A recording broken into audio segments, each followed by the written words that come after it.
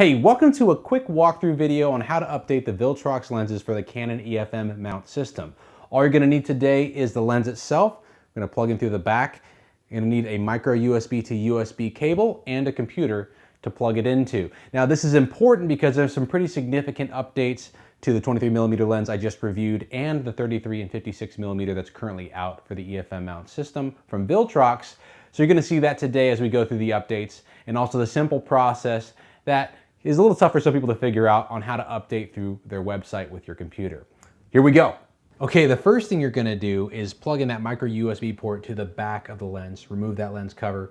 There'll be a spot to plug it in there. And then you're gonna plug it in the other side on the USB cord to a USB port on your computer. And it's gonna pop up like so, Viltrox DFU, and it's gonna have a drive letter that is after your latest drive.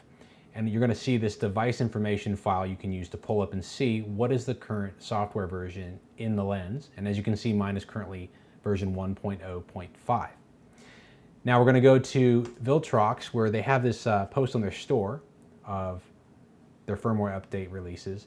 If you click on the Viltrox official website, this I'm going to show you just so you can note sometimes it takes a very long time to load. So instead, you could just type in viltrox.com and it will load much faster, and you have the downloads right here.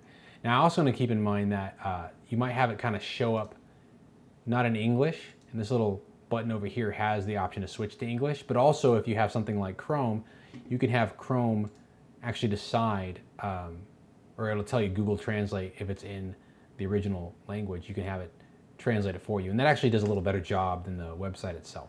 Okay, so in the download section, we have over here APS-C and the EF-M mount systems right here. And it's going to have all the updates for their EF-M mount lenses. You're going to see the 56, 33, and the 23 here. And it's in descending from earliest, or the most recent update, to the latest updates all the way to page 2. So if we go to page 2, we're going to see version 1.0.6, which I'm 0.5 currently. So this is the first firmware update I'm going to download for the 23mm lens I have plugged in. Now if you click here, it'll actually give you notes where you download what it's doing, and this particular update is to, they say, solve the problem that manufacturer information of some models is messy. We'll see what that means. And then solve the problem of inaccurate manual aperture f/16.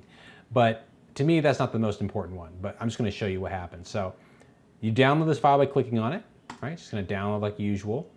I already did that, so I'm going to show you the file. It is like so. You're going to get these 3 files, right? But what's important is this .dat file, right? And all you're going to have to do is go where your lens is, right? So here's the Viltrox DFU. This is my lens, and I'm just going to drag the .dat file over, and it's going to copy over.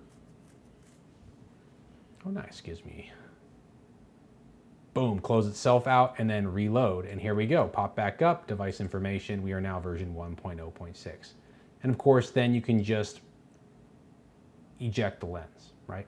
But we got more updates to do. And I'm gonna show you here real quick a couple of the updates that are really important. Let's see, I guess they're all important, sure. Let's go in order. So that was the first one. Then we got the next update, 0.7. 0.7 is fixing the problem of jumping when using the DJI SRC2 to stimulate manual focus. Yeah, there is a bunch of random things people were finding, so I'm glad to see that they're really paying attention to updating this and addressing it. Yeah, not compatible with the M50 Mark II. That's a big one. Okay, it's interesting that they have this note on the 23mm. I'll be curious to see how well that works. That's nice. Okay, so as you guys can see, don't delay on this. And this is actually pretty significant. There's one in here that has to do with the exposure, which is a big one I had in my 23mm review. It actually bounced around a bit. It wasn't all the time. It was actually pretty rare, but it was there often enough to know that it was an ongoing issue. Okay, focus bracketing issue. We got 0.1 all the way to 0.1. Here we go, improve the exposure accuracy when shooting with a small aperture. Interesting. I had the same issue when shooting in wide open. Let's see.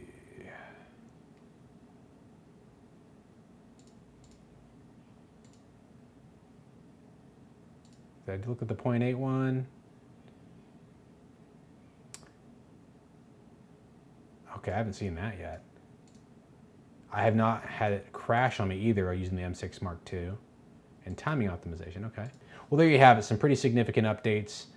And all you gotta do is download these and move them over to the lens one by one, going in order from 0.6, depending on what version you're on, and then 0.7 and so forth. Just make sure you start on page 2 for the 23mm, and it looks like, yeah, the other two lenses as well. And this is gonna be important to address again, which I will do this time in the next review on the 33 and the 56mm. I'll make sure I kind of bring up these fixes and how well they worked. And I might have to revisit the 23mm, most likely in a comparison video to the native 22mm lens, as far as how well these firmware updates worked. And it is a firmware update. I'm not sure why the lens itself is saying software, but there you have it. Well, there you have it. Pretty simple procedure to get done on updating the Viltrox lenses. If you have any difficulties, don't forget to comment down below. You can get some help pretty quick in that fashion. Also, stay tuned because, of course, you've got more reviews coming on that 33 and 56mm now with the updates, and in the future, going to be comparing these lenses to the similar focal length options for the EF-M mount system, including the native lenses from Canon, to see which one is the better bang for your buck, or maybe which one is more deserving to be in your pack. Thanks for tuning in, guys. I'll see you next time on Drive-By Reviews.